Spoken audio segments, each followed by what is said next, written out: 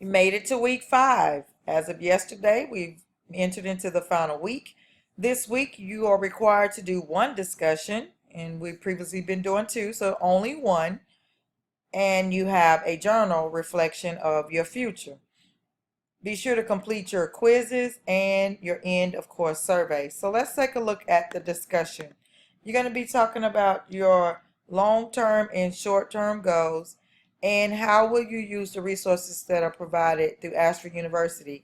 And it lists a few here where you see you have career services, the writing center, the faculty members, myself, and your advisors.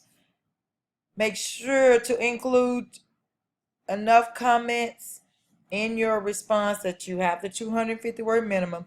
And when you do the 2 peer responses, make sure that you do so with the 50 word minimum. Sometimes you are short those and you've been losing points. So if you're one of those individuals who have been losing based on word count, make sure to check your word count before you click post.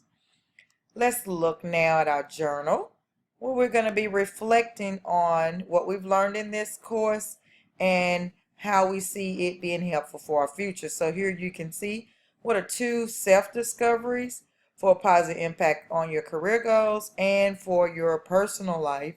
And what is the biggest takeaway you have from this course? So that I'm going to be very interested in seeing what it is you were able to take away from this course, as well as the university, to see of ways they can improve. And complete your end of course survey, which is also for points. Make sure that you click the submit button. In previous classes, I've had students complete the survey but fail to click the submit button, and they do not get credit for those points. Any questions, please remember to click the Ask Your Instructor tab or send me an email. All resources you need for this week is listed here under the resource tab. That's where you'll find your videos and websites and the sections in your textbook.